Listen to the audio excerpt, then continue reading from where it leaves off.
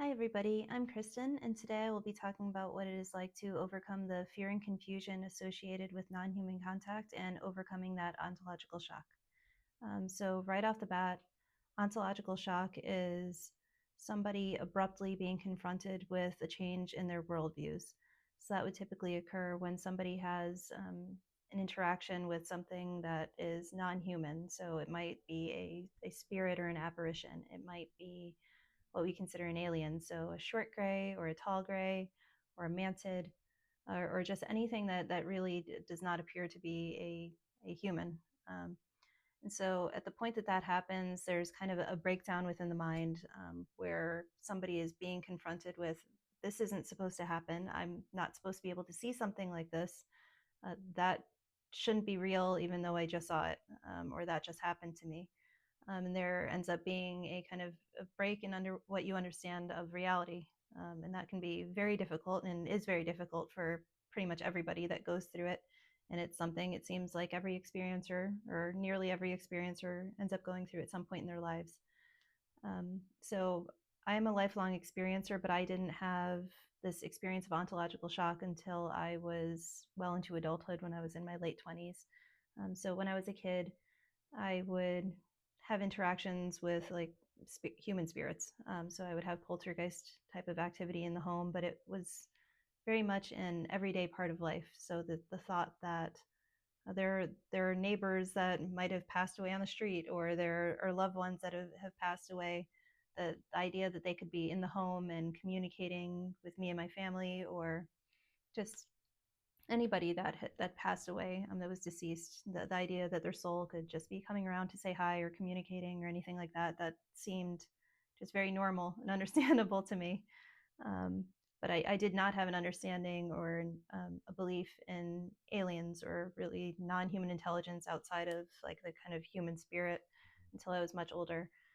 So growing up as a kid in the 90s, I watched the X-Files a lot.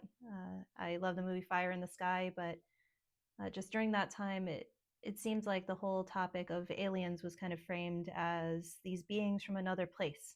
So everything was kind of looked at in this way of they come from other planets, other star systems.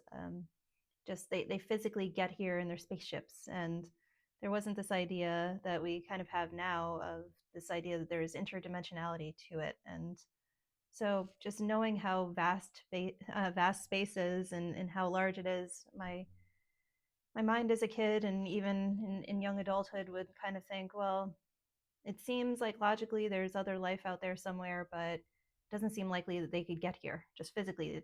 I don't know how they would get here. So when I thought about these cases of famous contactees and abductees, I would half believe, but I would also half not believe, thinking like, well, maybe they did have an experience, but it's not what they thought it was, or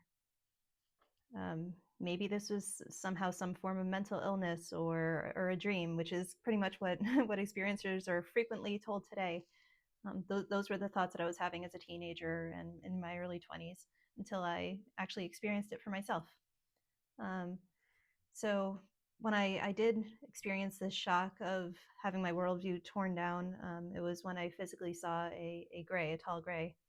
Um, and even though I wasn't that upset and concerned with the actual encounter, upon remembering it, I was really upset that my memory was gone. My memory seemed to have been taken for about a year. And that was very unsettling for I would say a day or two. I couldn't collect my thoughts. I didn't know what to think about not only the fact that I had seen something that I at the time considered like a thing, something that was almost monstrous and produced so much terror in me. Um, I couldn't I couldn't wrap my head around how it would be possible for my memory to be gone or my memory to be taken and hidden away somewhere else for a later time. Um, there was just a lot that was going on within my mind, remembering that entire experience and not understanding at all how it could have happened, how the being existed and had gotten there, how again how my mind had been kind of tampered with, so to speak. Um, and so I didn't go through all of these stages of grief that you typically associate with losing a loved one, but I know a lot of experiencers, especially if they have not had lifelong experiences of some kind, they do go through the 5 stages of grief that you would typically experience with death, except in this case it would be the death of your worldview and the death of what you thought reality is. Um, so the first stage is really denial. Um, so kind of telling yourself that when that contact event or a particular communication, that could even be a premonition or some type of mental download or a telepathic communication. If any of these types of things happen, there could be a denial that it even occurred. Again, like kind of telling yourself, maybe I didn't see what I saw, maybe I imagined it, maybe it was a dream. If it was something that was entirely contained to the mind, um, there might be the thought that I just made it up myself, or again, maybe even telling yourself, maybe I am mentally ill. Maybe there's something wrong with my brain because I've had that happen, and there's no rational explanation for why I would have thought that or experienced that. But then at a certain point, after thinking about your experience, you realize, like, no, that really did happen. There's no way to deny it. And the next stage would be moving into anger. And so that looks really different for everybody, depending on what type of experience they had, um, and what kind of trigger they might feel. So somebody, if their first experience is seeing orbs in the sky and noting that they're flashing directly at them, or they're in some way kind of sending some type of communication to them, again, like appearing on command almost with like CE5. Um, there might be anger, and even if that was a wanted experience, kind of thinking like, oh, but it's actually real. Like I was just testing this out to see if it was real, but it's actually real. I don't. This makes me uncomfortable. This makes me unsettled. Just those kind of like deep in the gut feelings of just not feeling stable, that can arise in anger. And if there is a more kind of physical encounter, something that's more confrontational, there might also be a strong feeling of anger towards the being that came through, of like, why did you talk, yeah, why did you talk to me, why did you contact me, if it became even more physical than that, why did you have this kind of really physical interaction with me. I almost like thinking, I didn't want this, I didn't ask for this, and yet it happened to me anyway. Now I'm angry at that being that I had a communication with. That could and does happen. And then eventually that anger typically simmers down and kind of dies out. And there's a kind of strange bargaining stage. In the bargaining stage, for people who are kind of losing their established idea of what reality is or how the world works, that turns into like what if scenarios that could be a little bit strange. So even though there is an acceptance of this event that happened, there might be these kind of internal questions of like, well, what if I don't do X, Y, and Z again? Like maybe I won't see them and they won't return. Or um, what if I bring my friend or my loved one to go and kind of replicate this experience to see if I have contact again? Maybe that will make it make sense. Or yeah, there's a lot of just really strange questions and strange logic that can come up once you have kind of deeply ingrained in your mind and even into your heart that you did have a contact experience. It's like lots of strange thoughts.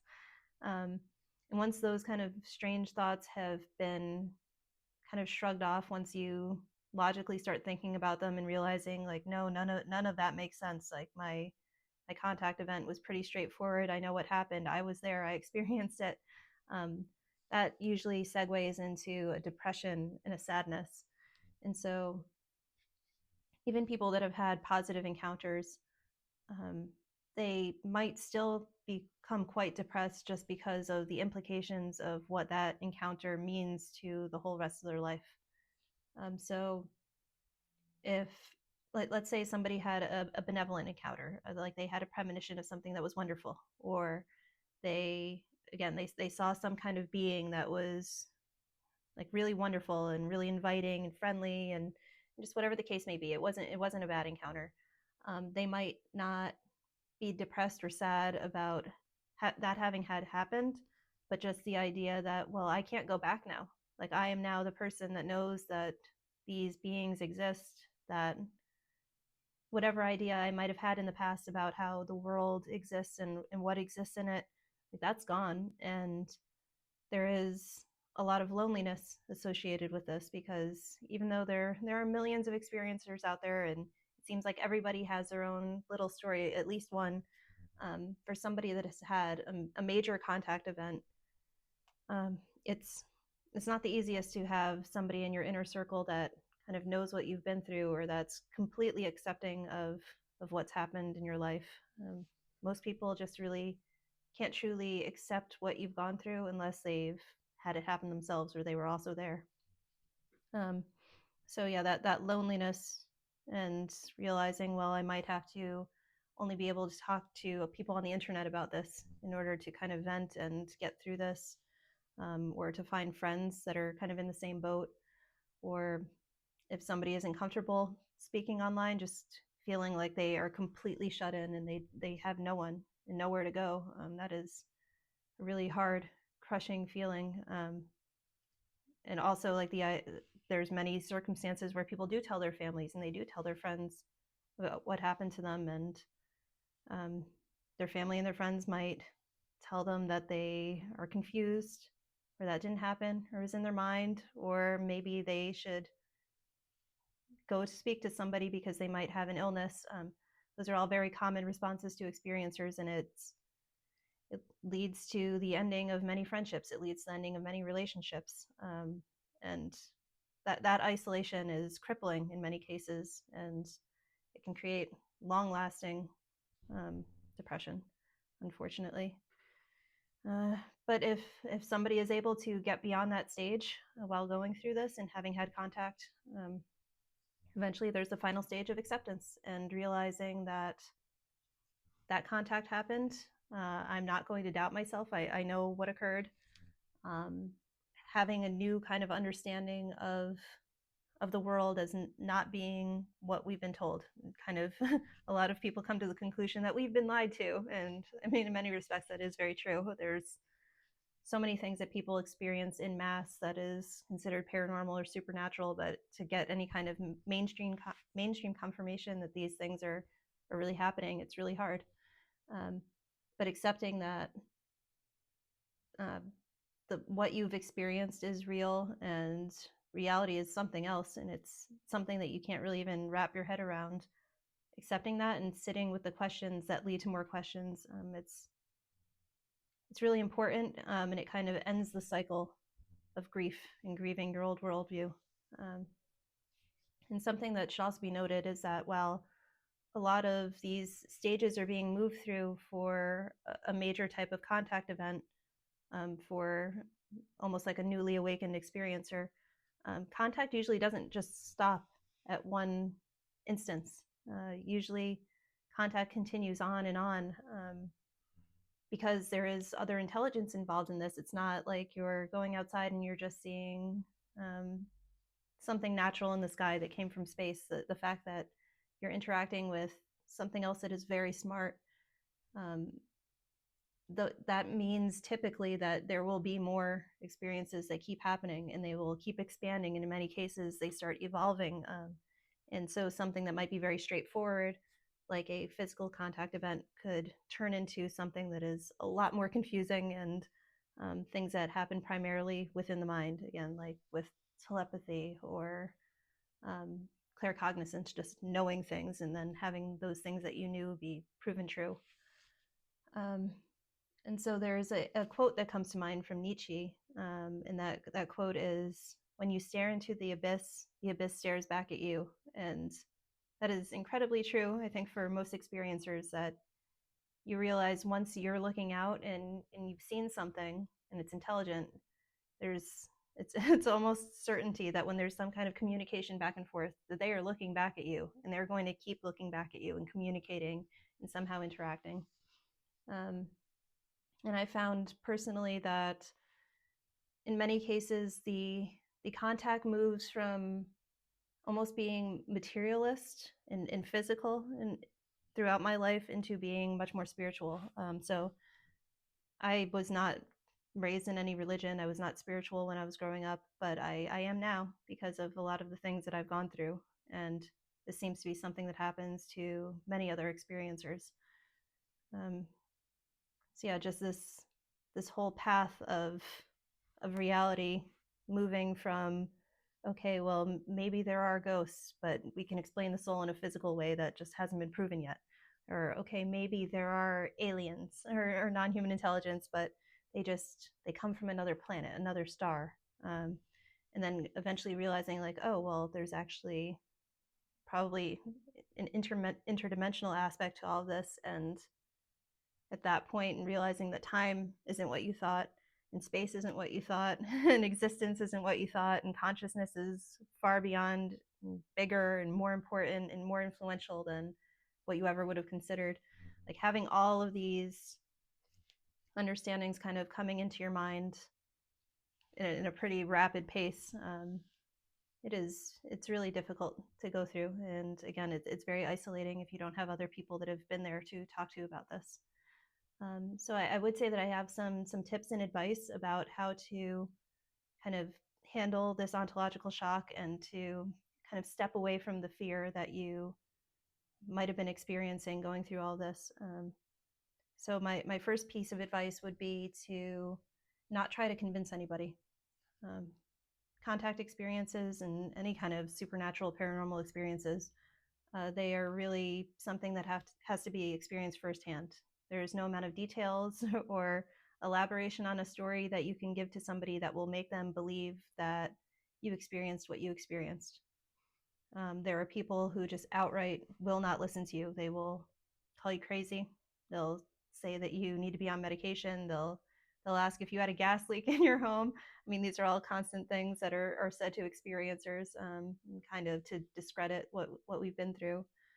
Um, and there are skeptics that might be a little bit more open-minded, but again, they're going to jump to these. Well, what are the most logical conclusions, even if you've said that, oh well, this communication that non-human intelligence told me had a premonition in it, and that premonition came true a few days later. It's like even a lot of skeptics will try to brush that off and chalk it up to something else.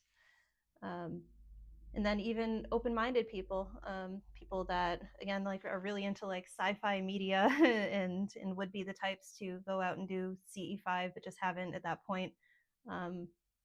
Even though they love the concept of all of this kind of being real, when confronted with somebody in their own circle saying that they've experienced this, it's again they get their own almost ontological shock that they're hit with of, oh well, I want to believe that that's true, but I actually don't think that it could be true. And yeah, it's really hard. So I would just say don't try to convince somebody if they haven't already been there themselves, or if they weren't with you having a shared experience. Um, and then I would stress the importance of going out in nature and connecting to this world and this life that we're in. So even though a lot of contact experiences can make you feel like this world is small, this world is mundane, and it doesn't matter in the grand scheme of things because kind of we are not our bodies. When we leave here, there's so many other things to experience, and um, we do still have to kind of internalize the fact, but we are alive. We are living in these bodies, and we have to live as though we are appreciating every moment that we are here and appreciating the opportunity to be alive. So going out in nature and kind of really taking in the good weather, sitting on the grass, feeling it in between your fingers, walking on the beach, just doing any of these types of things that brings you more in contact with the world and with what we consider is physical reality, materialism, not in a purchasing type of sense, but just what materialist as in this world exists as something that is tangible, touchable, has sense and things that we can see. Um, that's important. Um, Doing grounding is something that you might want to look into, going out barefoot and just walking in the grass or walking on a beach. And meditation is something that many experiencers engage in order to kind of stabilize themselves and get away from a lot of these bigger thoughts about what is the universe, what's reality. So there are lots of different types of meditations I would recommend against engaging in one of these types of meditations that's meant to produce more contacts. That would be like the Gateway tapes, Bob Monroe tapes. And I would recommend kind of just sitting with some light type of music on, or just sitting in silence and not expecting anything. And I found even if you can sit somewhere quietly for 15 to 20 minutes, just coming out of that state of silence, it's such a mood booster. It's kind of completely puts a different take on your entire day. It can take you out of whatever kind of negative thought patterns you might have been in, or if you had been going down a rabbit hole and you didn't know what to think about 10 different types of details and where they branch off. I mean, it kind of stops that in its tracks and gets you realigned on, okay, well, I'm going to start something new, and maybe something that's more grounded, like cooking dinner or taking a dog for a walk or something like that. And then the last thing I would recommend to kind of get through this in a healthy kind of mentality is to find activities to do that are really uplifting for you. So I personally, I love watching things that are humorous. So I love watching I Love Lucy, and lately I've just been rewatching The In-Betweeners, which is so silly. Um, but just anything that will kind of put your mind in a kind of like higher vibrational level of something that you're laughing about and happy about. That's really important. And I know there are a lot of people that don't really like screens, or are trying to minimize their usage of screens. So if you don't want to be watching any media or even reading any books, I would recommend just going and playing an instrument, or listening to music on the radio outside while you're gardening, or going for a walk, or um, going and painting or sketching, and maybe doing that outside if you have the opportunity to and it's nice weather. Just anything that you know will put you in a better mood, and once you're coming out of that activity, you know that, well, I'm not sad because I did this anymore. That's really important. So prioritizing that free time going towards those types of activities, instead of just endlessly thinking about all of this and endlessly talking online to other people about, like, what does it all mean. I mean, it's really important to have some kind of stability in our kind of real world that we know is not quite as real as we've been told. Um, and I think that's about it. So thank you so much for listening today, and I'll talk to you in the next one. Bye-bye.